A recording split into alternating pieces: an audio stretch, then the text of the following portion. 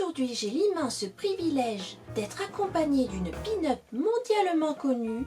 Après un long voyage, elle revient nous offrir cette entrevue. Nous la retrouvons donc en duplex pour partager avec nous son parcours, ses rêves, ses ambitions et peut-être même ses dessous.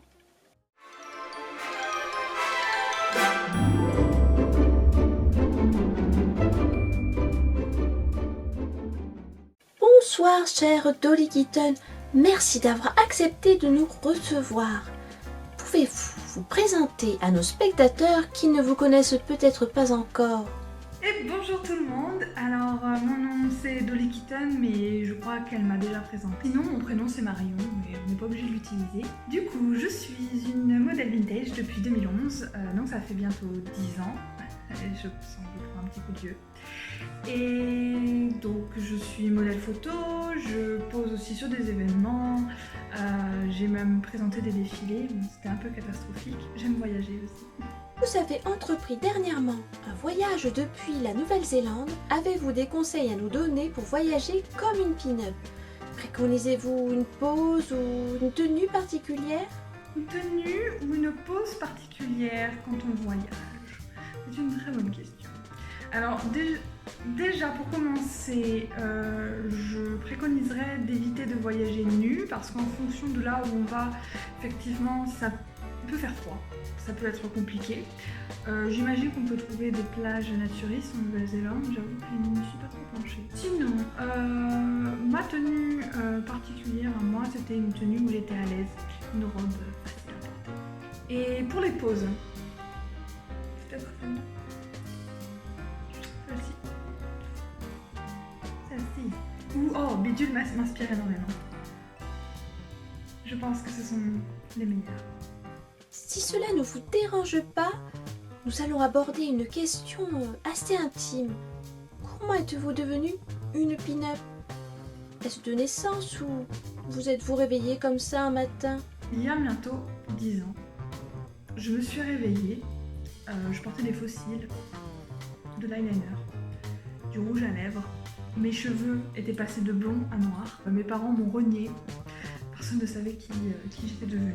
Je suis allée me balader dans la rue comme ça et c'est vrai que les gens m'ont regardé avec des yeux ronds. J'avoue, au début, mon style était pas tip-top. Hein.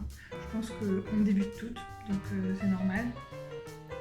Et en fait, j'ai juste voulu faire honneur à ma grand-mère parce que c'était une femme super élégante et j'ai récupéré ses affaires. Et du coup, je me suis mise à essayer de les porter, sauf qu'en fait, je n'avais pas de goût, contrairement à elle. Donc au début, c'était dégueulasse. Mais bon, ça va. Je pense que j'ai réussi à m'améliorer avec le temps. Être une pin-up, ça change une vie. Après une telle transformation, souvent, on perd sa culotte, on se met à chantonner « Poupoupidou ». On a une meilleure prise au vent. Quels ont été ces effets sur votre quotidien? J'ai commencé à avoir des rafales de femmes en furie qui me suivaient partout et les paparazzis. Je ne pouvais plus sortir de chez moi et ça a été difficile à vivre. Voilà, j'étais obligée de sortir avec des perruques et des lunettes de soleil. Mais bon, ça va mieux maintenant. Je suis partie en Nouvelle-Zélande, tout le monde m'a oubliée, donc la vie est revenue normale. Qui dit pin-up dit jupon. Comment vivez-vous votre relation avec eux? On a vécu une grande histoire d'amour pendant quelques années. Ils m'ont fait des coups bizarres. C'est-à-dire que j'allais sur des événements, je m'asseyais dans l'herbe et je me retrouvais avec des piquants accrochés au jupon qui me piquaient les fesses. Et j'ai trouvé ça absolument inacceptable, donc j'ai essayé de leur expliquer. Ils n'ont pas compris, donc on a décidé de se séparer. J'ai décidé de ne plus en porter. Voilà, je ne porte plus de jupon. Je ne porte que des robes moulantes. Vous avez posé aux 4 coins du monde. Je suis sûre que vous avez des poses de prédilection. Quelles sont celles que vous conseillez aux pin-up débutantes? Je vous conseillerais d'envoyer des bisous. Voilà. J'adore tenir mon chapeau. Vous voyez, vous faites la femme langoureuse, vous faites l'amour à l'appareil photo.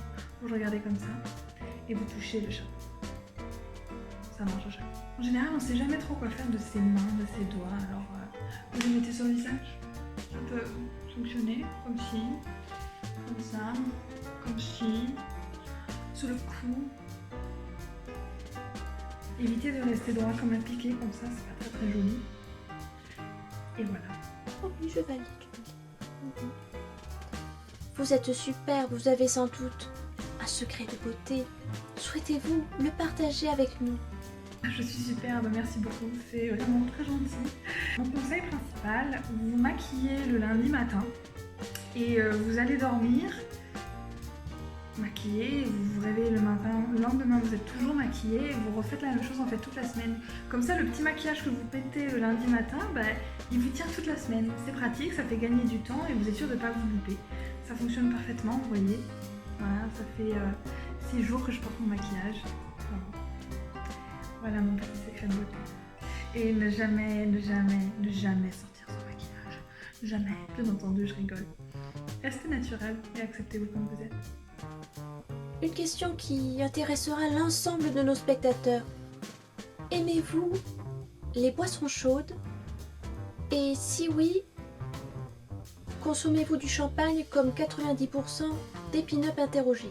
Alors, j'ai un souci avec le champagne, c'est que ça me fait rôter. Donc, j'ai arrêté de boire à cause de ça. À la place, je suis devenue une tea alcoolique, c'est-à-dire que je me dope au thé du matin au soir. Il paraît que ça fait aller aux toilettes, donc je confirme. Merci d'avoir accepté cette entrevue. Un dernier mot pour ceux qui nous regardent? Aimez-vous comme vous êtes. N'en faites pas trop. N'en faites jamais des caisses. Non, jamais. Aimez-vous les uns les autres.